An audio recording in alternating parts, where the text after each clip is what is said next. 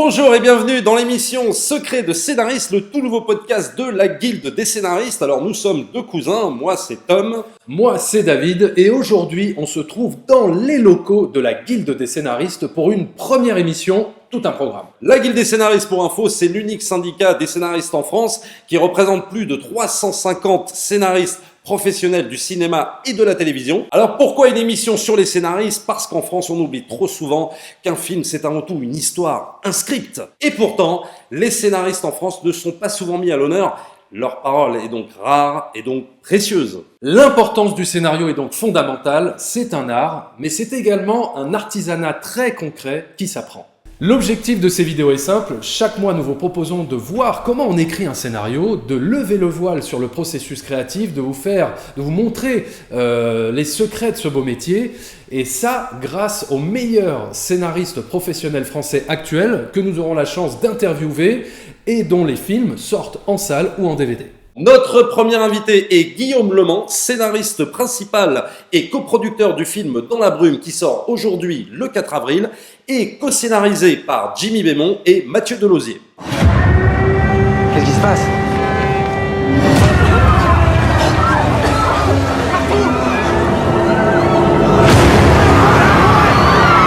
Sarah, on n'a pas le choix. Il va falloir qu'on te laisse ici. Hein ? Quoi ? Non mais dans sa bulle, elle est protégée. Maman ! Non, on peut pas la laisser là. Anna, si on reste ici, on va mourir. Il y en a partout. C'est à perte de vue. Salut Guillaume, en guise de préambule, on aurait voulu que tu nous racontes un petit peu ton parcours. Est-ce que est-ce que en tant que scénariste, tu as suivi une formation ? Est-ce que tu as fait une école de cinéma ? Comment ça s'est passé ? Pas du tout, et en même temps j'ai l'impression que oui. Ouais. J'ai fait, d'abord je suis rôliste à la base. Oui. J'ai fait du jeu de rôle de mes 15 à 20 ans, Ouais. C'était ma passion. Je pense que j'ai appris très jeune à faire du jeu de rôle, à écrire des histoires et à proposer des histoires. Après j'ai fait de la fac, moi j'ai fait de l'histoire à la fac, tout simplement, sans vouloir devenir prof, mais j'ai l'impression que la fac m'a amené de la structure. Ouais. Voilà, une manière de structurer ma pensée. Et c'est un truc que je retrouve vraiment dans le métier de scénariste, structurer ma pensée. Après, j'ai pas du tout fait de fac de cinoche, j'ai pas fait de formation, j'ai pas fait de rubis, j'ai même pas lu Maquis. Voilà, je suis un autodidacte du scénar. Quand même le voyage du héros ? J'ai rien lu, Non, mais rien du tout. Genre même des trucs dont le héros mille visages, etc. Ouais. J'ai rien lu de tout ça. Je devrais peut-être, hein. Ouais. C'est probablement des lacunes, mais voilà, j'ai commencé il y a 15 ans.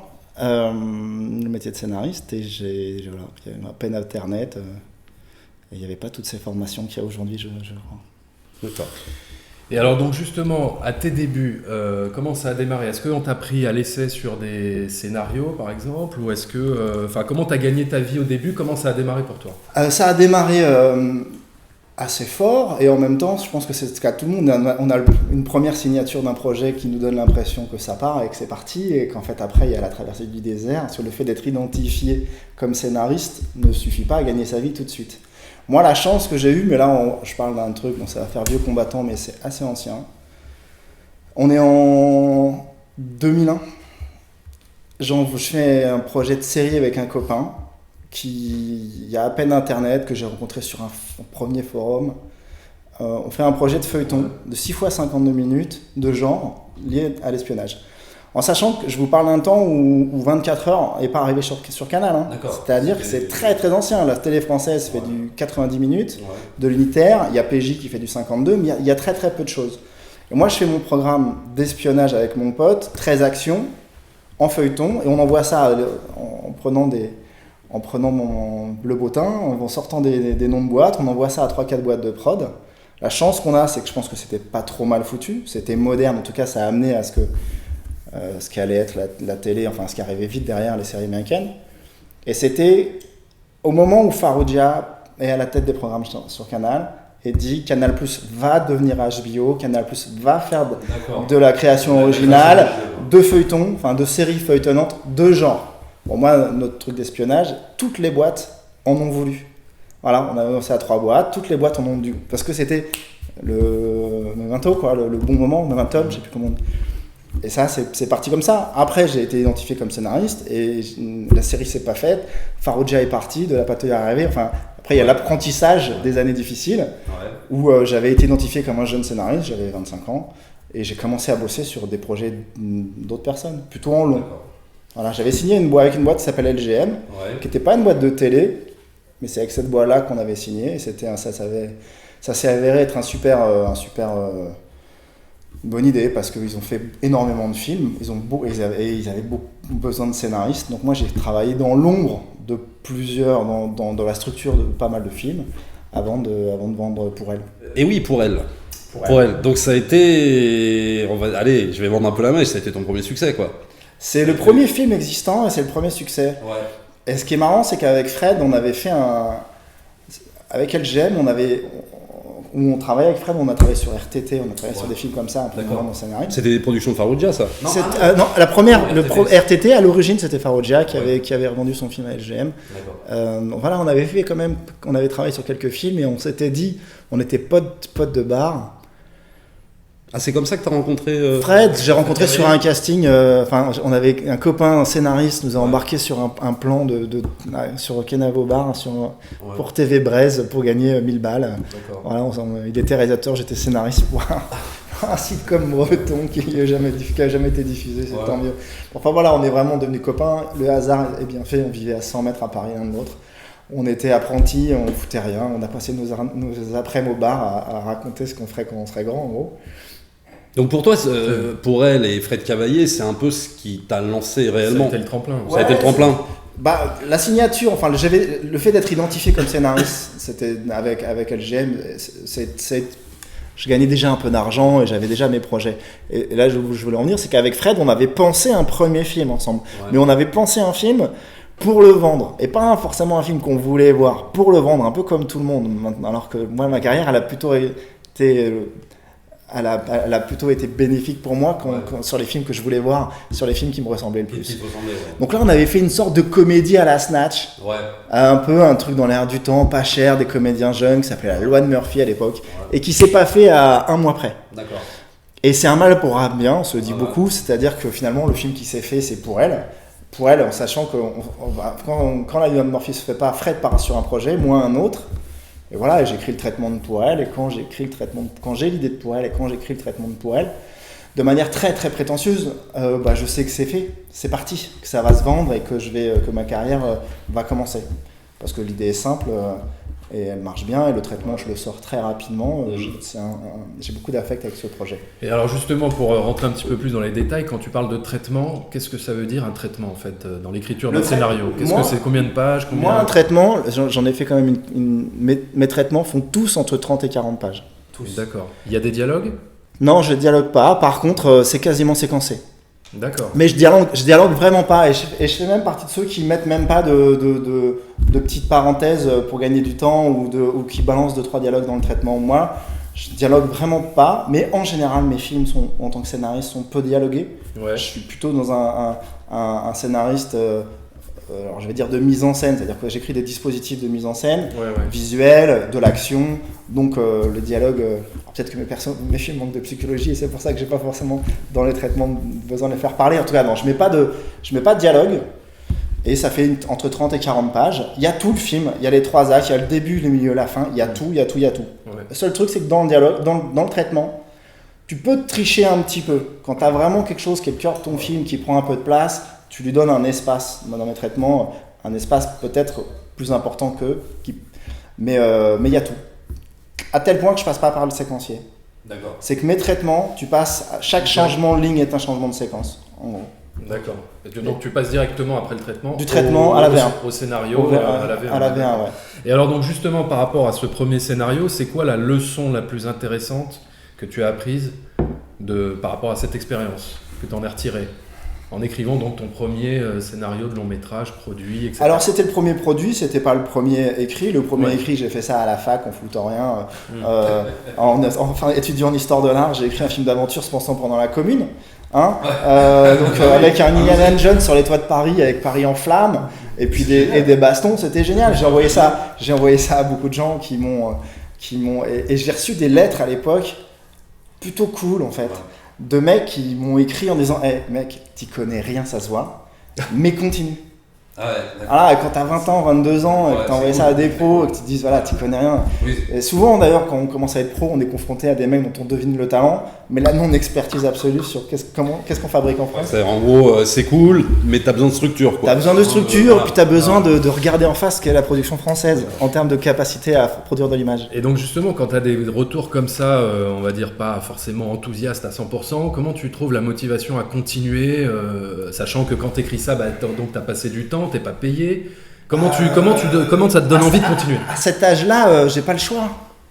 À cet âge-là, moi je suis étudiant, je fais histoire de l'art, mais j'ai pas envie d'être prof, je suis poursuivi par l'armée, j'ai pas envie de bosser, moi, j'ai pas envie de bosser, j'ai envie de faire du cinoche, voilà, je sais pas exactement, mais la passion, donc à ce moment-là, la passion, mais j'ai pas trop le choix. Et puis je gagne ma vie en étant libraire chez Virgin, moi, en attendant de bien gagner ma croûte et faire mes histoires. Donc j'ai fait ça 2 ans et demi.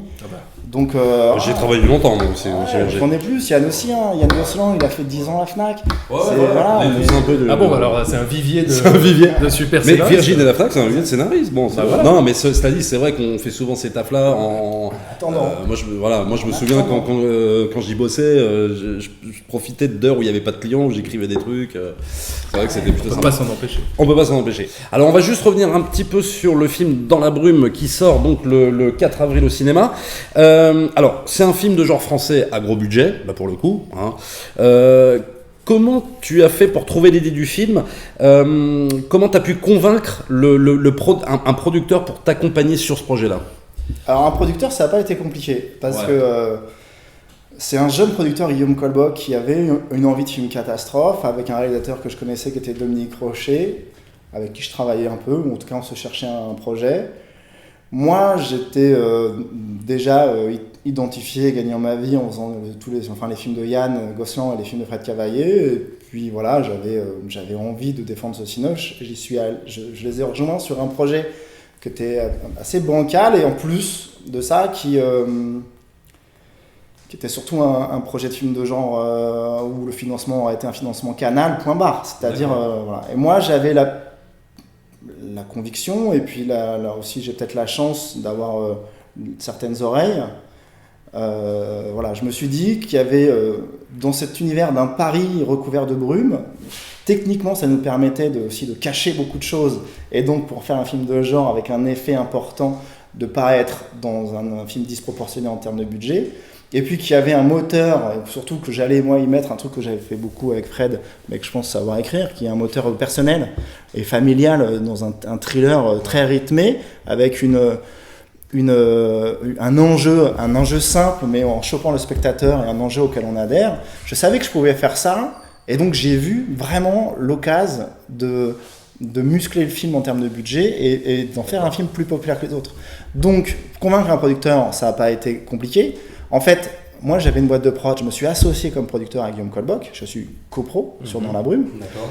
Et le challenge, mais ça a plutôt été d'aller convaincre les financiers. Oui. En particulier TF1. C'est-à-dire qu'on a été chercher très tôt TF1 en leur proposant le film. Moi j'ai fait 6 films pour eux, j'avais fait 6 films avant ça pour eux. Tous les films de Fred Cavaillé ont été payés par TF1. C'est des TF1. Un homme idéal a été pris par TF1. C'est-à-dire que j'étais plutôt un auteur TF1, mes entrées, et puis je suis un auteur TF1 qui leur vend pas de la comédie. Oui. Je suis un auteur de TF1 dans leur parenthèse. Et puis en général avec TF1, c'est une chaîne avec qui je m'entends bien. Ils ont confiance en moi, j'ai confiance en eux, parce qu'on se raconte pas n'importe quoi. Moi, je mens pas sur ce que je veux leur vendre. Dans la brume, il a été pensé pour plaire à TF1. Et pour moi, le public peut prendre ce film en pleine poire, prime time, dimanche soir, sur son canapé. Oui. C'est un peu ça l'idée. C'est un peu ça, quitte à pas être aussi dur qu'on aurait pu l'être à des endroits, quitte à niveler à des endroits. Parce que, voilà, moi je veux, c'est un discours que je porte beaucoup, mais faire du cinéma populaire, avec le genre. Sachant qu'en France, quand même, peut-être, alors je dis pas la référence du cinéma populaire, mais c'est vrai qu'arriver à convaincre, c'est fort. Enfin, je veux dire, même TF1, à l'heure de la comédie, si tu veux, au cinéma, t'arrives à convaincre sur du film de genre, et c'est quand même. Alors, c'est le premier, fort, on verra si ça dure, c'est pour ça qu'il faut y aller, parce que c'est quand même une première tentative. Si on se ramasse en score, peut-être que ça va fermer la porte à plein de gens, et que je vais être celui qui a fermé la porte à plein de gens. Mais bon, il y a un truc, c'est que TF1, ils vont continuer, mais après on parle de TF1, toutes les chaînes hertziennes à faire des grosses comédies. Ouais. La grosse comédie est le numéro, enfin c'est vraiment le film populaire par excellence, c'est vrai. Ce que j'essaye de dire à ces gens-là, c'est que, ok, les 25 premiers films de l'année seront des comédies, mais qu'il y a quand même 120, 130, 140 comédies qui se produisent par an, dont une grande partie sont des films pourris. C'est-à-dire c'est plus facile aujourd'hui de financer une mauvaise comédie qu'un bon film de genre. Ouais, exactement. Ça fait chier. C'est ça. C'est ça notre problème. Et donc à un moment donné, tu vas dire, allez, sur une marge, venez parier chez nous, parce que vous pariez sur 10 comédies pourries. Ouais. De temps en temps, vous pouvez, allez, vous en enlevez 2 comédies pourries, vous en faites un chez nous, et on va voir. Et qui peut peut-être plus marcher qu'une comédie. Et qui peut potentiellement plus. Parce que mine de rien, il y a beaucoup de comédies qui se ramassent. Qui se ramassent et qui se ressemblent. Et des comédies qui se ramassent, il y en a 3 par semaine. Ouais. Il y en a 3 par semaine. Il y en a une qui ramasse des millions quand il y en a 2 ou 3 qui se ramassent. Donc c'est ça que je dis, c'est que sur le nombre, on va jamais concurrencer les tuches, on va jamais concurrencer les Oui, parce que mais il y a un type de film où on peut venir, le cinéma français le faisait. bien sûr. Le cinéma de Broca le faisait. Bah, évidemment. Donc, et ça, c'est un discours qui est plutôt cohérent, Bien sûr. avec un public qui évolue, moi je trouve, Voilà. qui a la culture du genre, avec les séries, avec Walking Dead, avec tout ça. Et il y a une autre spécificité qui est pas mal pour nous et qu'on porte beaucoup, c'est que nos films, ils s'exportent mieux. Un film de genre, ça se vend mieux à l'inter qu'une mauvaise comédie. Oui. Donc on peut se rattraper C'est comme plus ça. universel. C'est peut-être. plus universel, et puis c'est des films de marché, c'est des films qui intéressent les plateformes quand vous êtes vraiment sur un film de genre. Le film de Yann Gosson, Netflix a pris tout de suite. C'est des films qui s'exportent, c'est des films qui ont plusieurs marchés qui s'ouvrent. Plus Donc, que de la comédie. plus qu'une mauvaise comédie. Plus qu'une mauvaise Bah, la comédie. comédie qui va Franco-française, avec voilà, un cast français. qui va parler qu'aux Français. Exactement, parce oui, que ça parce joue que c'est là-dessus, parce quoi. que c'est de l'humour typiquement français, parce Voilà, que c'est c'est vraiment. ça. Par rapport justement à Dans la brume, sur le scénario de Dans la brume, est-ce que tu avais élaboré toute une structure du film ou alors est-ce que tu t'es lancé directement dans l'écriture comme ça jusqu'au bout? Je me lance jamais dans l'écriture comme ça, que je sois seul ou accompagné. Jamais. J'aime bien, avec Dans la brume, pour la première fois, j'ai mis en place un système où j'avais mon idée de film. Il se trouve que j'ai la chance d'être un scénariste qui fait beaucoup de choses, d'être coproducteur sur un nombre de films. Donc j'ai mis en place un système d'atelier d'écriture comme en télé. D'accord. C'est-à-dire j'ai des co-scénaristes. Une writing room alors. Voilà, on n'est pas si nombreux que ça parce qu'en général on est 2 ou 3, hein, Ouais. mais avec plusieurs binômes de co-scénaristes qui m'accompagnent pendant un temps sur ce qu'on pourrait appeler un atelier où on sort un peu ce que sera l'histoire, la trame en fonction de ce que j'ai en tête et qui me servent de rebond et plus que ça, même qui me challenge. Et à qui après j'ai confié des actes d'écriture, j'ai tout récupéré et puis voilà, j'ai fonctionné comme ça avec Jimmy Bémon et Mathieu Delosier. Donc on a été 3 pendant un temps. Et puis après j'ai été seul, puis on a à nouveau été 3, voilà, un système comme ça qui me permet aussi de multiplier les films en tant que scénariste. Bon, finalement, ça fonctionne un peu comme sur une série avec un showrunner, genre Vince Gilligan avec Breaking Bad, quoi. Bah, je sais pas, en tout cas l'ambition est là, et c'est aussi de livrer un truc qui est de moi. Ouais. C'est-à-dire, ça reste, je crois, en tout cas ce que j'ai fait avec Jimmy et Mathieu, et là je développe un autre film, un autre projet avec d'autres scénaristes, mais c'est d'impacter suffisamment et de savoir ce que je veux pour que mes interlocuteurs, voilà, Ouais, c'est ouais. un peu moi le chef, je sais ce que je veux, je tranche, on écrit pour moi, mais c'est un peu l'idée. Au niveau de l'étape, on va dire, de scénario, comment ça se passe? C'est synopsis, traitement, séquencier, jamais de ou alors synopsis. rien ou rien? Je ne fais jamais de synopsis. Jamais. C'est un exercice que je déteste. Ouais. C'est un exercice que je ne sais pas faire. C'est chiant. Mais je ne sais pas faire ça. Mais pourquoi tu veux pas le faire alors? Je veux pas le faire. Bride, Ça me bride parce que je trouve que ça sert à rien. Le synopsis, c'est un outil de vente. Ouais. Un synopsis, c'est un outil de vente pour convaincre quelqu'un. C'est pas pour nous, d'accord. auteurs, qu'on fait des synopsis. Un mec tout seul qui écrit son synopsis, je comprends pas bien son délire. Ouais. En général, c'est un producteur qui vous demande un synopsis ou une chaîne, ou c'est ça. D'accord. Moi, je pitch mes films. J'ai cette chance-là encore. Donc toi, ça pitch mes passe films d'abord par le pitch, par le pitch, pour convaincre le producteur. pour convaincre le prod, et après je passe au traitement. D'accord. Là, je suis sur un nouveau projet sur ma société de production, qui est un très gros film, à nouveau sur un genre que le cinéma français ne fait pas. Je fais avec TF1 Studio un film d'aventure, un Indiana Jones, 1927, Indochine, aventure au premier degré, un film d'action. Un film cher, voilà, c'est un film populaire. Moi, c'est un De Broca fait aujourd'hui, ou indie. Un peu comme il avait fait Dobroca, ouais, par exemple avec L'Homme de Rio. L'Homme de Rio, c'est des films comme ça, Tribulation d'un Chinois en Chine, c'est ses envies, le film-là. Donc, ce film-là, si je vais le pitcher, à TF1, même si TF1 m'aime beaucoup, ils vont pas venir. D'accord. Pourquoi? Parce que trop cher, parce que le cinéma ne le fait pas, parce que 1000 raisons. Ça va leur faire peur. 1000 raisons, parce que pas de référence. Même si je le pitche bien et que je pense être un bon pitcher, ça sera pas ça. Donc pour celui-là, j'ai sorti un traitement. Direct. D'accord. J'ai fait le film, et pas un petit traitement, 44 pages. Donc ouais, alors juste qu'on précise, ouais, c'est combien de pages à peu près un traitement? Ça dépend, Enfin, en par général. exemple, d'une heure et demie, un film d'une 30 heure pages. 30 pages. Et comme d'accord. de par hasard, mes actes font tous le même nombre de pages, etc. D'accord. Sauf que celui-là, il en faisait 40. Ouais. Parce que celui-là, il y a comme si je voulais prouver que. Et j'ai été voir TF1 Studio avec 40 pages. 40 pages, c'est 6 mois de taf en fait pour sortir un vrai film d'aventure bien pensé. ouais. Donc, ça, c'est gratos que je le fais. Je vais voir TF1 et c'est sur la base du texte. Ah oui, on peut y aller. D'accord. J'ai obtenu un développement ensuite avec TF1. Là j'ai fait un traitement. Mais c'est très rare. Normalement, j'aime bien. Oui, normalement, comment ça se passe? Par exemple, tu approches un producteur avec un pitch et tu demandes un financement pour développer un traitement. Ça dépend. En fait, sur la théorie, je pourrais le faire, mais la réalité, c'est que j'ai la chance, encore une fois, de faire ce que je veux. Ouais. De faire mes trucs en Parce que plus. tu es installé. Parce par que je suis rapport à- identifié et installé Ouais. par rapport à un nombre de films. Mais même en plus, j'étais à l'origine de Pour Elle, ça se sait. Je suis à l'origine quand même énormément du truc de Dans la brume. D'une certaine manière, même à bout portant, j'étais à l'origine du truc. Je suis à l'origine de mes sujets aujourd'hui, en tout cas 100% de ceux dont je suis en développement. Et je crois qu'il y a un truc que j'ai remarqué là, c'est que je préfère faire mon truc et te le vendre plutôt que de te faire une promesse que tu me payes et devoir assumer ma promesse. Ça, voilà. en fait, maintenant, quand on me fait une offre, ça me fout une pression supplémentaire. Alors à la limite, tu m'achètes 50 pages, tu m'achètes mon traitement, ma V1, elle va pas t'étonner. Si t'aimes pas ma V1, il y a un souci, mec. Mon traitement, il était clair. Tu vois. Alors que sur 3 pages ou sur un pitch, il peut y avoir mal done, on s'est pas compris, et puis voilà. Oui, et tu pars dans un soir bon délire. de pression. Donc maintenant, je fais mes traitements. Et alors justement, quand tu te mets à l'écriture du scénario, combien de temps tu travailles par jour à ton bureau et combien de pages tu fais par jour? Il y a une cadence de boulot. Voilà, quelle est la cadence à peu près? Il y a un truc, ou alors pas du tout, ça dépend. C'est devenu horrible en fait. Pendant 10 ans, j'ai été scénariste vraiment pro pendant 10 ans. En gros, entre le moment où on a traversé le désert où je foutais pas grand chose, je m'occupais de mes premiers gamins. J'ai fait 11 films pendant ces 10 années qui ont existé. Et je pense que j'ai écrit 13 longs, 14 longs. J'ai un bon ratio, je pense.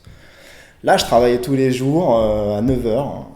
Les enfants m'ont fait du bien, moi, ça m'a levé. Tu mets les mômes à l'école, ça change ta vie. Quoi, voilà. Ça te rythme, ça te rythme ta vie, quoi. Et je travaillais 5, 6 heures, 7 heures par jour. C'est un truc que je fais plus du tout.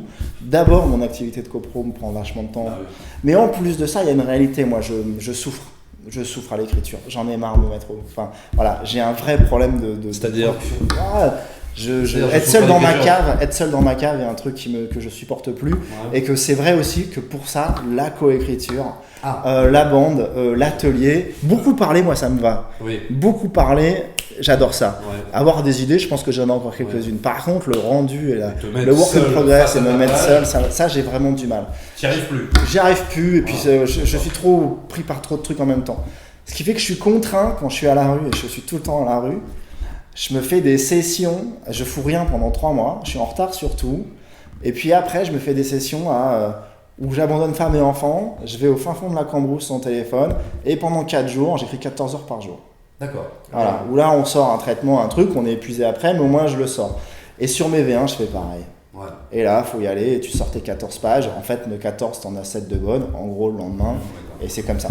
Mais et pour arriver justement à une V1, en combien de temps sur la base de quoi? Sur la base de quoi? Sur la base d'un traitement ou sur la base d'une idée de film? Non, on va dire, allez, le traitement a déjà été écrit, il faut que tu... tu mets 1 mois et demi. 1 mois et demi? Un mois et demi. Mais en t'enfermant seul, ou alors... Non, 1 mois et demi, anciennement, 1 mois et demi. 1 mois et demi, en bossant tous les jours. En bossant tous les jours, tranquille. Non, 1 mois et demi, tu la sors, ta verre. Et du coup, est-ce que tu as déjà été victime de ce qu'on appelle le writer's block, c'est-à-dire le syndrome de la page blanche? Normalement, oui, si t'es un être humain. Un scénariste, tu peux pas... Non, moi, en termes d'idées, jamais. Moi, j'ai... Jamais. Non, sincèrement, non. Mon problème, il est plutôt Alors, en termes de me mettre au boulot, qui est un problème, de me mettre ma mise en marche et mes rituels d'écriture deviennent dingos. La réalité, c'est que ça devient dingo, ça devient fétichiste, bizarre. Ma problématique, elle n'est pas du tout d'être bloqué par manque d'idées. Mon problème à moi, il est plutôt d'être dans une forme d'euphorie, dans une forme de... Je sens que j'ai l'impression que je joue un moment charnière de ma carrière, je vois que ça marche, 3 films qui sortent en 3 mois, on m'appelle de partout encore. J'ai un paquet d'idées avec cette capacité maintenant à coécrire qui fait que je peux en lancer plein en l'air et que j'ai l'impression que je vends tout, ce qui fait que je fais trop de trucs. Mon problème, c'est qu'à trop faire, je fais rien. Oui, mais alors sur l'écriture même, si tu veux, il n'y a pas un moment où pendant l'écriture, alors je parle pas du traitement, je parle même après, les dialogues, etc. Il n'y a pas un moment où tu te retrouves, où tu dis, mince là... bloqué pendant plusieurs jours. Quoi. Ouais, bloqué pendant plusieurs jours. Tu dis, dialogue, j'arrive pas, ou etc. Ça t'est jamais arrivé? Ah si, mais ça, ce que je veux dire, c'est que moi j'ai toujours considéré que je travaillais en millefeuille. Moi. J'écris plutôt par couche, par millefeuille. C'est-à-dire que quand je suis bloqué sur un endroit, j'enquille, c'est pas grave. De toute façon, je trouverai plus tard, donc je passe à la suite. Et faut toujours avoir le sentiment d'avoir avancé. J'ai vachement de mal à m'y mettre. Mais chaque soir, c'est bien d'avoir le sentiment d'avoir avancé. Le truc Keblo sur une scène où ça m'arrête jamais. Hop, je la laisse de côté, je passe à la suite. Ouais, je continue. D'accord. Et c'est pour ça aussi que moi j'ai... Voilà, la réalité, quand tu es dans la pratique, quand tu as un peu d'expérience, c'est que tu vois combien de fois tu vas reprendre le scénar avant que le film existe. C'est tellement c'est tellement énorme en nombre. Il y a aussi autre chose. Alors, faut pas que ça fasse Jean footiste, mais il y a aussi. Moi, je pense qu'une bonne V1, une bonne V2, souvent, je vais voir les gens très tôt avec. Les producteurs, même les comédiens, des réals. Je vais voir les gens très tôt. Bien sûr que je peux faire 15 000 versions derrière qui seront meilleures, mais l'énergie est là et après on va le faire, on va le faire, etc. C'est un truc, je m'attache pas vraiment aux détails en général. Bah, d'ailleurs, j'adore la structure, j'adore inventer l'histoire. Je suis pas un grand dialoguiste. Moi, la version 14, elle m'emmerde en général. C'est aussi pour ça que le travail avec le réalisateur, il est cool. C'est que moi, je fais exister. J'ai la prétention d'être un scénariste qui veut inventer ses histoires. Donc j'invente mes histoires, je les fais exister, je participe un peu au préfinancement. Une fois qu'il y a un réal, je vais pas me battre sur la version 7 avec lui, sur la couleur des rideaux, quoi. Il va gagner, moi je vais l'avoir mauvaise. Donc ça sert à rien, je laisse le truc et je pars ailleurs. Oui, la base de l'histoire restera là quand même, de toute façon. Voilà. Et justement, est-ce qu'un scénariste, par exemple, il a le droit de regard sur le casting ? Il a le droit, le droit. Le droit, ça veut dire quoi théoriquement il est juste force de proposition, mais c'est mais en fait non. Voilà, j'ai envie de te dire, dans la pratique, non. Mais de temps en temps, même les réals choisissent, mais la réalité, sachant la précision, je suis un scénariste de Cinoche. En grande partie pour le moment, il n'y a pas de télévision. Où la prépondérance et l'importance du casting en termes de financement est charnière, est clé. Donc le casting, t'as un comédien qui finance ton film, tu l'aimes pas en tant que scénariste, tu fermes ta gueule, ça fait exister ton film.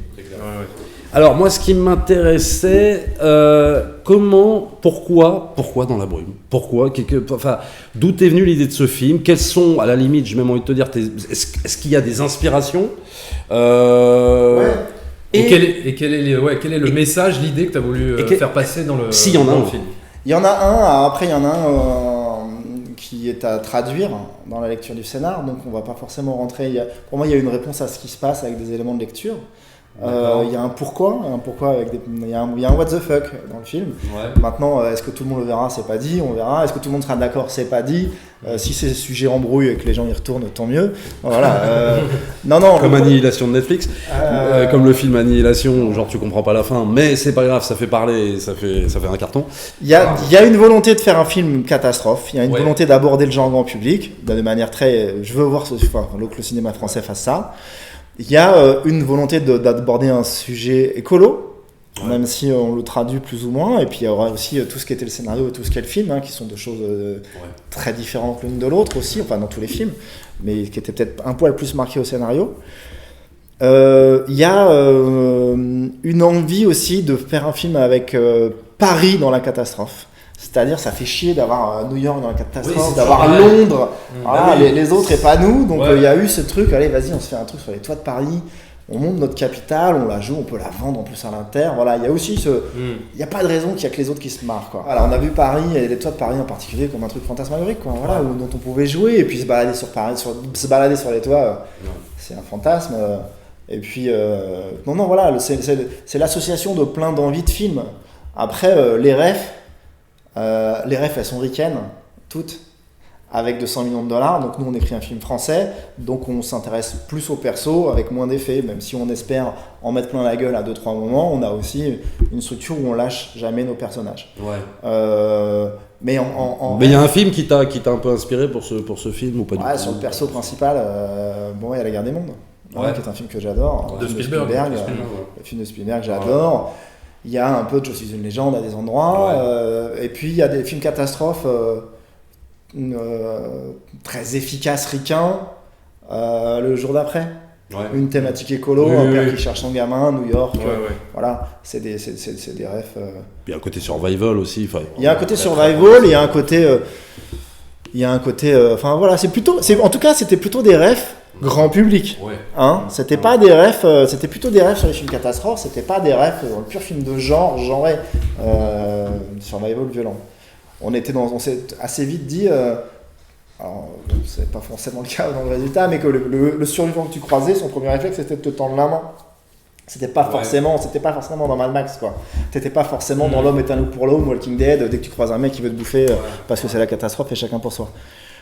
Voilà, c'était l'envie de... Et puis c'était aussi trouver un langage d'un film qui nous plaise à nous, qui me plaise à moi, qui soit un film différent, qui plaise à TF1. Et j'ai jamais eu perdu de ça de vue, c'est-à-dire comment faire pour allier ces envies-là et puis pour rentrer dans le budget. Enfin, c'est très... ça va être prétentieux de dire ça, mais... C'est très militant comme film. Alors on sait que dans le cinéma le scénario est souvent modifié par le réalisateur ou la prod ou même des fois un acteur un peu tête d'affiche qui aurait le droit de regard. Est-ce que ça t'est déjà arrivé ou est-ce que c'est arrivé sur Dans la brume C'est arrivé sur tous mes films. D'accord. C'est arrivé sur tous mes films. Il faut vivre avec. Après c'est plus ou moins grave. Mon premier film sur Pour elle, il se trouve qu'on a fait une lecture avec Vincent Lindon. Et moi, j'ai pris une leçon de cinéma. C'est-à-dire il a remis en cause... C'était mon premier long existant, j'avais porté le scénar, c'était très dialogué. Et là, vous avez un comédien qui m'arrachait mes pages au fur et à mesure des lectures, sans agressivité, mais qui me disait, tu vois, ça, je vais faire ça, qui se levait, qui faisait un geste ou une attitude, et moi, je me disais, putain, c'était de l'apprentissage pur, C'était de l'apprentissage pur, mais il y a aussi ça, il y a aussi des trucs qui sont rapportés et qui font que c'est mieux. Nous, scénaristes, on a souvent tendance à penser, je vais dire en 2D pour simplifier, mais moi pas, mais je trouve que beaucoup de scénaristes français, par sa musicalité de dialogue, en rythme de dialogue, etc. Il y a... moi là, ce jour-là, en tout cas, j'ai pris une leçon. Donc ça peut arriver qu'un comédien veuille te changer carrément une page de scénar, etc. C'est ce que tu nous dis. Bien sûr. Sur Dans la brume, c'est arrivé ou pas? Bien sûr, on a fait une lecture avec Romain Duris. Romain Duris, il a changé des choses? Il change des choses, c'est-à-dire qu'il y a des choses qu'ils veulent faire, il y a des choses qu'ils veulent pas faire, il y a des choses qu'ils sentent, il y a des choses qu'ils sentent pas. Il faut que ça soit à la marge. Si c'est pas à la marge et que c'est dans le corps de ton film, tu te bats et tu dis non. Si c'est à la marge et que tu sens qu'il va te dire oui, il va te dire non en fonction de ça, et que il finance ton film, son oui finance ton film. Il y avait un petit chiot dans La brume, il voulait pas jouer avec un petit chiot, ça l'emmerdait, c'était 2 séquences. Le chiot, tu le tues en 2 secondes, t'en as rien à foutre du chiot. Tu décides de pas le jouer. Parce que si ça bloque l'avancée. Donc finalement, tu te plies un peu aux exigences des comédiens, quoi. Des comédiens, du réal, du chef d'écho. Moi, je vais dire un truc qui va peut-être choquer à la guilde des scénaristes, mais que je crois vraiment. Un scénario, c'est pas une œuvre d'art. C'est pas une œuvre, c'est un outil de travail pour faire un film, c'est un passage obligé. Alors, je pense que je vais en entendre, mais tant pis, je le pense vraiment. C'est nous, on en est à l'origine, on a des idées, mais on propose un texte qui n'est pas un film. Le film, il y a 1000 facteurs qui vont transformer ce texte en film. Le montage, le blé, la déco, la météo, les réalités techniques qui font que c'est tout le temps. Moi, je suis un scénariste en constante évolution, et au contraire, je pense qu'il faut être plutôt flexible. Moi, je pense que pour le coup, s'il y a des combats à amener, c'est d'être en prépa. C'est presque d'être sur le tournage à l'américaine, parce que notre problème à nous, c'est que quand il y a des changements, à apporter parce que tout d'un coup il manque 1 million, ou le comédien vient de se fouler la cheville et que la scène on peut pas la faire ou que la scène peut la faire assise. Les gens qui prennent les décisions de réécriture sont jamais les scénaristes parce que les scénaristes ils sont pas là sur le plateau. Et ça, même en prépa. Pourquoi les scénaristes sont pas là sur le plateau? Parce que pour 1000 raisons, j'en sais rien, pour des raisons de pognon, parce que la réalité c'est qu'on a. Non mais je veux dire, pourquoi tu peux pas toi aller sur le plateau? Si, moi j'y vais. Ah, tu peux y aller. Ah oui, tu peux y aller, mais t'es pas. Il n'y a pas la culture de ça. Non, sur un plateau de Cinoche, alors ça évolue. Grâce à la télé, encore une fois, grâce aux showrunners américains qui sont sur le plateau, ça évolue. Et sur un plateau de Cinoche, le scénariste il arrive, même quand il a fait 10 films, les techniciens, tout le monde est dans une activité, c'est une fourmilière qui bouge et tu gênes. En général, tu sais pas où te foutre, tu restes jamais trop longtemps. En prépa, moi je pense qu'on est primordial. D'accord. C'est là où ton rôle vraiment. En prépa, oui. Après, c'est pas payé. Tout ça, c'est du travail qui ne. Non, mais oui, parce que ton travail a déjà été. C'est en extra. C'est en extra. Il faudrait. Enfin, moi, je pense qu'on est très légitime à être en prépa. On pourrait donner plus notre avis sur le cast, sur le découpage, ou sur des trucs, ou sur la lumière, ou sur le repérage, mais aussi, on peut faire rentrer le. Tu veux dire que t'es moins légitime lors du tournage? Un scénariste est moins légitime lors du tournage? Ouais, le tournage, c'est une grosse machinerie. Il faut pas que ça. Faut pas. Pourtant, on a des exemples quand même de réécriture de scénarios sur des films connus. Bien sûr, c'est pour ça que. Bon, dans ces cas-là, si c'est une grosse réécriture, en général, t'as un coup de fil, s'il faut réécrire quand même, mais ça arrive pas tout le temps. Ouais. Après, voilà, moi, je comprends qu'on soit pas sur les tournages, puis il y a des rapports de force. En général, un scénariste sur un tournage, quand il y a une embrouille entre le comédien et un réal, le comédien, il vient de voir à chaque fois, parce qu'il a vraiment envie d'embrasser la meuf, et t'es sûr que, toi, au texte, ça serait mieux s'il embrasse. Bon. Voilà, on n'a pas de rôle officiel, nous. De toute façon, on est les seuls, ça participe du problème général, moi. On est les seuls non-techniciens du spectacle. Tous les autres sont techniciens, même si un chef-op c'est un artiste qui va faire la lumière d'un film, il a le statut de technicien du spectacle avec des acédiques. Pour le réalisateur, c'est l'un de ces techniciens qui travaille à son service. Et un scénariste a quel statut alors? C'est un co-auteur. Là, ça marche sur les plates-bandes, c'est flou. Donc tu veux dire qu'en France c'est encore flou? C'est flou, un co-auteur. Donc à un moment donné, c'est comme une maîtresse, ça se cache. Tu vois, c'est un couple à trois bizarre. Je reste là-dessus, par rapport à ce que tu me dis, c'est intéressant. Toi, tu voudrais le voir comment, l'avenir, justement, par rapport à ça? Est-ce que tu voudrais que le métier de scénariste reste comme ça? C'est-à-dire, comme tu dis, c'est une maîtresse qu'on peut lâcher comme ça, et puis du jour au lendemain. Est-ce que ça change? Comment t'aimerais, toi, le voir? Est-ce que t'aimerais être consultant tout le temps? Moi, il y a des endroits où ça me va de pas aller. Il y a une réalité, si je suis devenu producteur, copro, mais de plus en plus prod, tellement prod, que je suis producteur délégué, moi, sur certains des films que je fais en développement.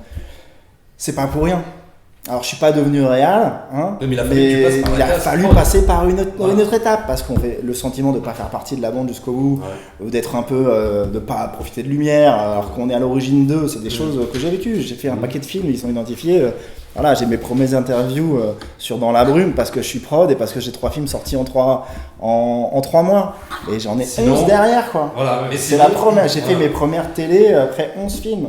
Bon, un réal qui sort son premier film, il en fait partout. C'est des trucs, à plein d'endroits ça me va. Donc il y a sûrement des choses à changer.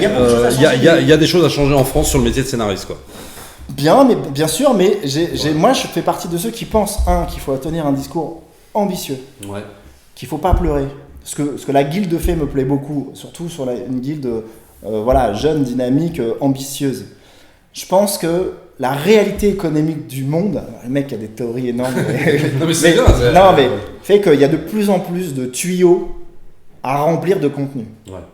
Alors, les plateformes, les chaînes, il y a de plus en plus de tuyaux à remplir de contenu. Le contenu, c'est nous, et le contenu, il a de plus en plus de valeur. La réalité de la guerre au contenu, la manière dont les groupes vont se battre pour les bons contenus. C'est bon pour nous, ça. Scénaristes qui sommes à l'origine des contenus. C'est très, très, très, très bon. Alors, juste sur le process de l'écriture, alors la question est un petit peu bizarre. Est-ce que ça t'est pas déjà arrivé pendant que tu écrivais un film de genre, te dire « Et si ça, je le transformais en comédie, histoire de mieux le vendre ?» Jamais. Jamais? T'es toujours resté intègre, droit dans tes bottes? Jamais. Genre, jamais? Jamais. Si, c'est dit. Je vous ai dit, notre premier film qui a jamais existé. Où à un moment donné, avec Fred Cavalier, On se dit vas-y, on va faire une comédie avec des trentenaires et puis c'est bon. Et puis en fait le film il se fait pas et le reste. Mais après, depuis jamais.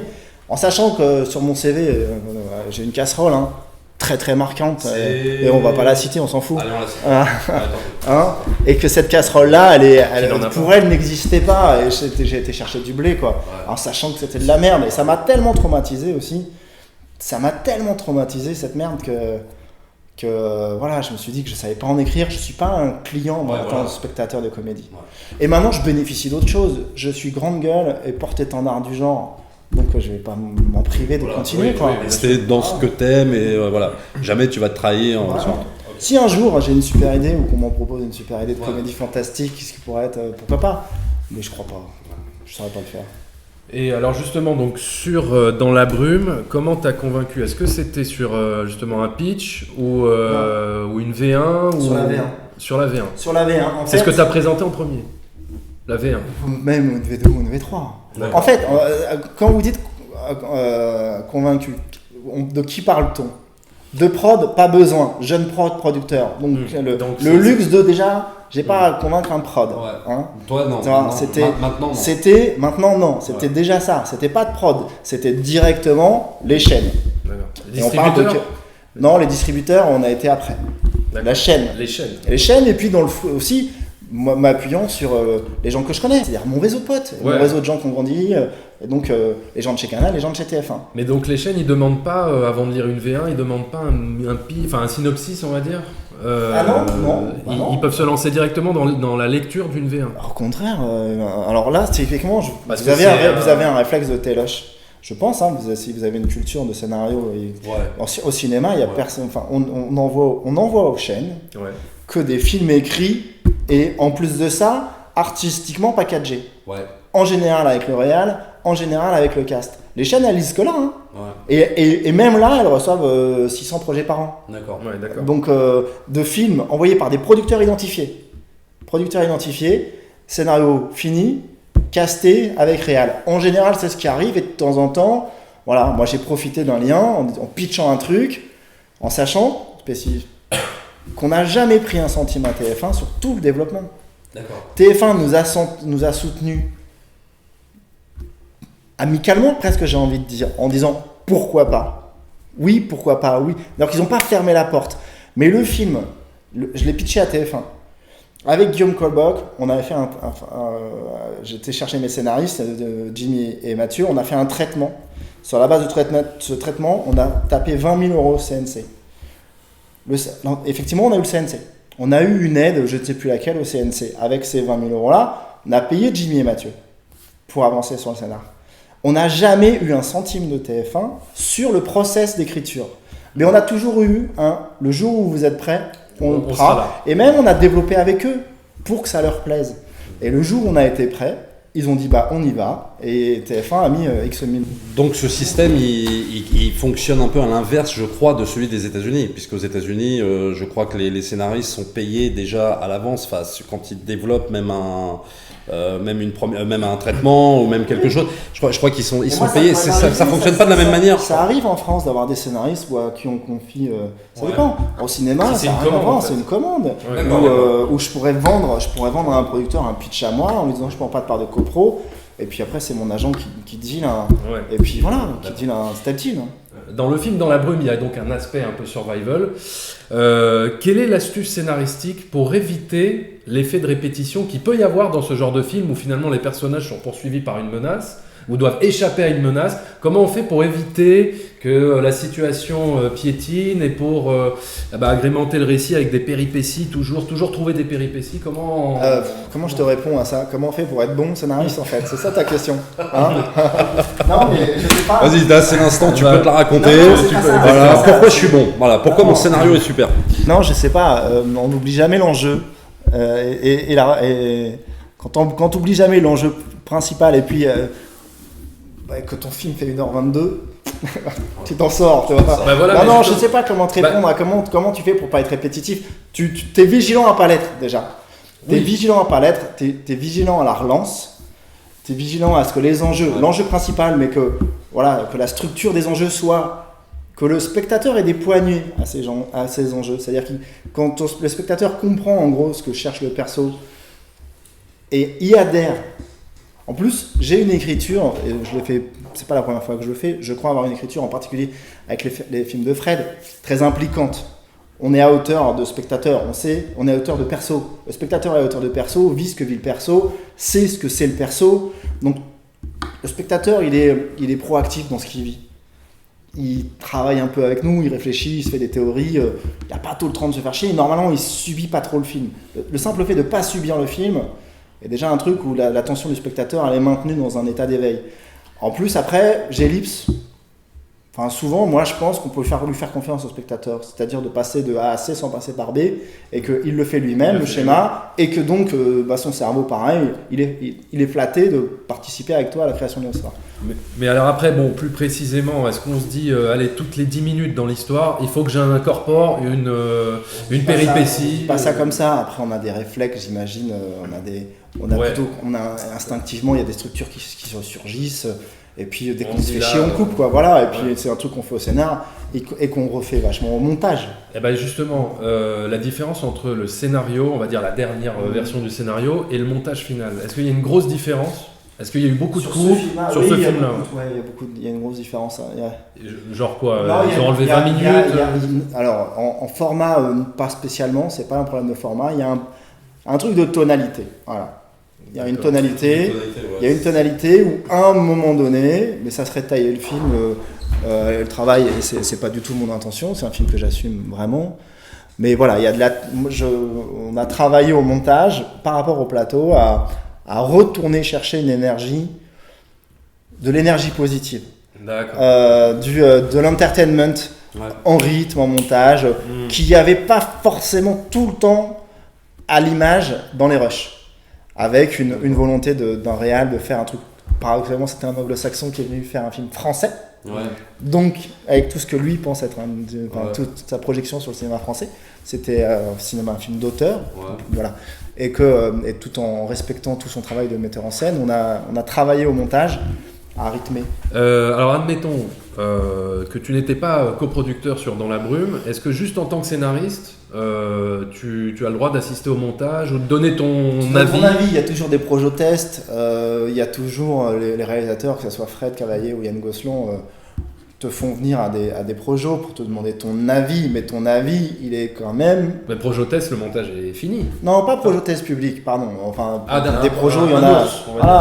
Après l'ours, c'est rare qu'on arrive à l'ours, mais il y a toujours un nombre de versions de montage comme il y a un nombre de versions de scénario. Maintenant, c'est un endroit, théoriquement, c'est la chasse gardée du réal, avec un partenariat qu'il a. Enfin, il y a quelqu'un qui te remplace, qui est le monteur, qui est un écrivain à sa manière, qui participe à la construction du récit. Et culturellement, entre scénaristes et monteurs, enfin, moi, c'est un métier que j'aime beaucoup, et les monteurs avec qui j'ai travaillé sont des gens qui m'ont marqué, même si j'étais de l'autre côté de la lorgnette. Moi, je pense même que la chance que Fred a, et moi aussi, sur nos premiers films, c'est de rencontrer un monteur comme Benjamin Veil, qui est un mec très très doué, qui a monté pour elle, qui était dans un jeune monteur qui a fait ses preuves derrière, et qui, moi je pense que mon écriture est liée à ce que je me racontais par exemple sur À bout portant, qui est vraiment un film écrit à l'os, qui est vraiment dans l'une des qualités d'À bout portant, c'est son efficacité. C'est aussi parce que certaines séquences, on les a pas posées sur le papier, en sachant qu'elles seraient pas montées.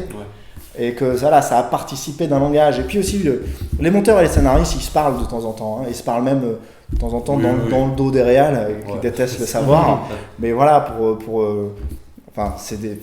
on n'est plus là on n'est plus au montage, mais il y a quand même un type qui, pour le coup, sait de quoi il parle en général, et c'est pas très dérangeant.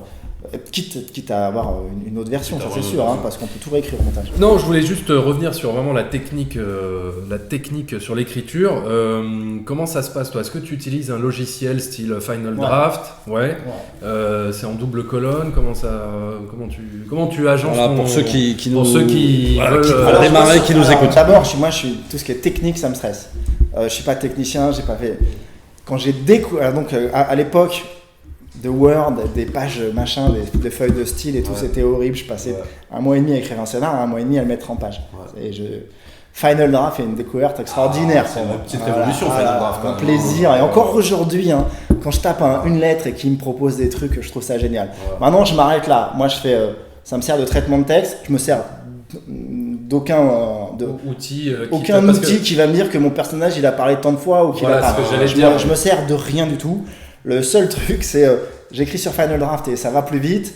Et, ça. et Parce je, que la et je mise en change de page- couleur sur des versions de travail. Juste un truc sur Dans la brume, est-ce qu'il y a vraiment une scène où tu as galéré? Est-ce qu'il y a une scène où vraiment tu te dis putain, c'est chiant à écrire, j'arrive pas, soit sur le dialogue, soit sur la structure de la scène? Est-ce qu'il y a un truc où vraiment tu as galéré ou pas du tout? Ouais, peut-être, ouais. Ouais. Un truc de. Dans l'exposition. Non, dans construction. l'exposition, non. D'ailleurs, je suis pas forcément complètement à l'aise aujourd'hui quand j'entends les dialogues ou. Ouais, quand tu Truc réécoutes. Une forme de conscience qu'il fallait aller chercher l'émotion. D'accord. Et que voilà la nuance entre ouais des trucs où...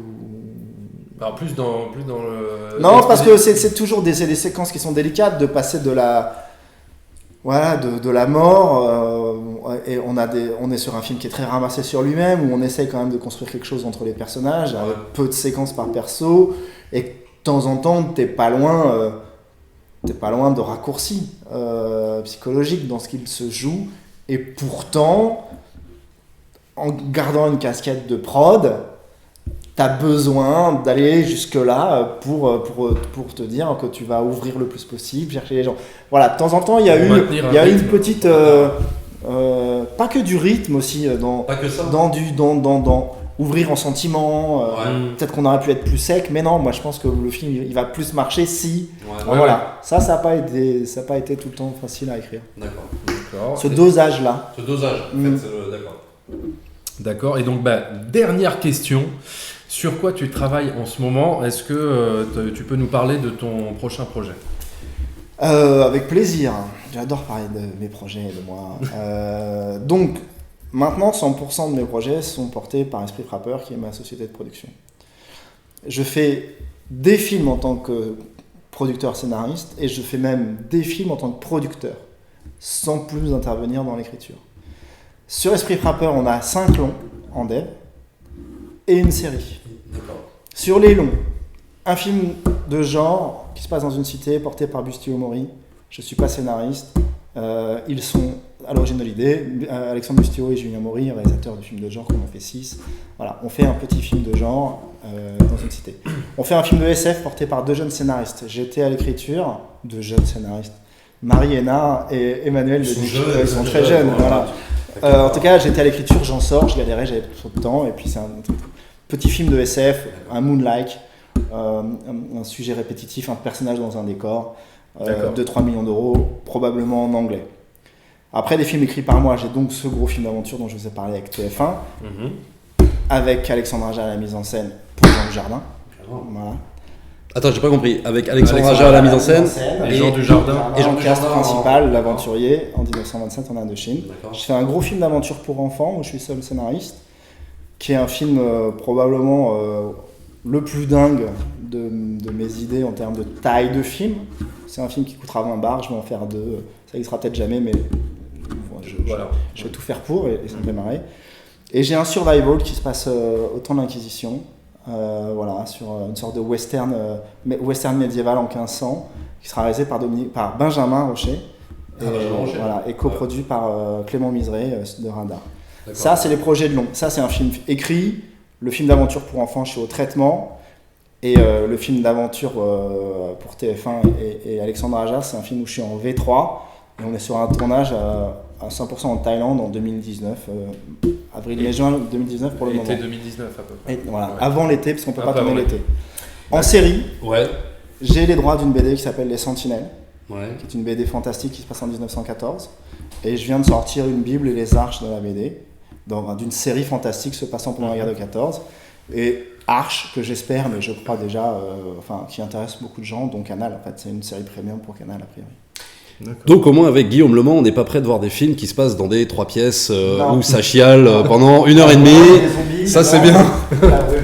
Ça c'est cool, ça c'est bien. Alors juste une dernière question et après c'est fini parce que en fait c'était pas la dernière, c'était moi j'en ai j'ai une t'avais une dernière. allez une petite alors c'est pas une question, un c'est petit plus bonus. c'est plus un petit bonus. Si t'avais 1 ou 2 conseils à donner à un jeune scénariste qui n'y connaît strictement rien à ce métier et qui veut et son rêve c'est voilà d'écrire un scénar et de le voir sur grand écran, quel conseil tu pourrais lui donner? Tu peux même regarder à la caméra parce que voilà s'il y a des gens qui nous regardent à la limite, si jamais t'as 1 ou 2 trucs à leur dire, voilà. S'il est jeune scénariste, il faut qu'il aille au bout d'un scénar d'abord. Parce qu'on peut se dire scénariste et pas avoir été au bout. C'est-à-dire que même si le film n'existe jamais, être allé au bout d'un long métrage, avoir pensé, écrit une histoire avec un début, un milieu, une fin, c'est déjà une réponse. Est-ce qu'on a su faire ça? Et après, le conseil auquel je crois et dont moi j'ai bénéficié, c'est qu'il faut se faire lire vite. Parce que ce qui compte, on parle d'un scénariste pour commencer le métier. Hein. Ce qui compte, c'est d'être considéré comme scénariste. C'est pas de vendre son scénario. Les premiers scénarios écrits par nous scénaristes n'existent quasiment jamais. Par contre, on est identifié comme scénariste et on nous fait travailler sur des projets. C'est ça la réalité. Les idées, tout le monde en a dans le cinéma. Les producteurs ont des idées, les comédiens ont des idées, tout le monde a des idées. Nous, on a des idées probablement meilleures que les autres, mais on est en compète avec plein de gens plus importants que nous qui en ont aussi des idées. Tous ces gens qui ont des idées, ils ont besoin de techniciens de l'idée pour les mettre, pour les faire exister. C'est comme ça, pour moi, il faut se faire lire assez vite pour être identifié comme quelqu'un. Et on va te dire, bah tu sais quoi, l'idée de mon mec, tiens, allez, bon, bah je vais te filer 5000 balles et puis tu vas... Je pense que c'est comme ça qu'on devient scénariste, moi. C'est pas en vendant le film génial, le premier absolu chef-d'œuvre qu'on va écrire en 40 ans en gardant chez soi, qu'on fait pas lire tant qu'on n'est pas complètement prêt. J'y crois pas à ça. Ouais. Alors après, c'est dans ma nature. Hein. Faut plutôt multiplier les faut pas les bâcler. Faut pas les bâcler. Faut pas en faire 50. Faut pas en faire 50 non plus. Quand t'as écrit 50 longs et t'en as jamais vendu un seul, arrête. Pose-toi des questions. Là, il y a un problème, oui. Voilà, mais non, je pense que c'est le juste milieu entre faire un truc bien qui te plaît et puis y aller assez vite. Voilà, se faire lire, prendre des cours, bondir. Je pense aussi que, c'est fatigant l'écriture. Ce qui est fatigant, c'est la multi-écriture. La réalité d'un développement fait qu'on va devoir faire 10 à 12 versions d'un scénario. C'est fatigant. Si, avant même d'avoir un interlocuteur, un producteur, quelqu'un qui va vous envoyer des bonnes idées, mais aussi des critiques, vous avez vous-même chez vous porté 10 versions de votre film. Vous arrivez, vous êtes mort en fait. C'est vrai. Vous êtes cramé. Au bout d'un moment, t'as plus l'impulsion du début. T'as une incapacité. T'arrives, le premier mec qui te fait un reproche, tu te crispes. D'abord, t'as l'impression que t'es déjà passé par l'idée, etc. Donc voilà, c'est pas trop tardé. En général, c'est. Et puis, c'est aussi parce que je pense que dans les premières versions, il y a l'essentiel. Il n'y a pas tout, mais il y a l'essentiel. S'il n'y a pas l'essentiel dans les premières versions, ça n'arrivera jamais. Oui. Moi, je le pense, ça n'arrivera jamais. Voilà, c'est un conseil de se faire lire, y aller en fait. Très bien. Merci beaucoup Guillaume Le Mans, nous finirons là-dessus. Voilà. Et donc avant de quitter Guillaume Le Mans, alors moi j'avais juste un petit projet de long métrage. Voilà, en fait moi j'ai un truc super à te donner. Vu que tu es producteur. Voilà. C'est tout. Hein. Merci beaucoup. Merci beaucoup. Allez voir Dans la brume, sorti le 4 avril au cinéma. Et voilà, c'était la toute première émission de la Guilde des scénaristes. On espère que ça vous a plu, que ça vous a emballé. Si c'est le cas, n'hésitez pas à aller sur la chaîne YouTube, à vous abonner à la chaîne YouTube de la Guilde et aller sur leur tout nouveau site où vous trouverez un centre de ressources dans lequel on vous expliquera un petit peu toutes les facettes du métier de scénariste. Et nous, vous pouvez nous retrouver sur notre chaîne YouTube Les Cousins font leur cinéma où vous aurez accès à toutes nos critiques ciné. Secret de scénariste épisode 1, le podcast de la Guilde, c'est terminé. À très bientôt.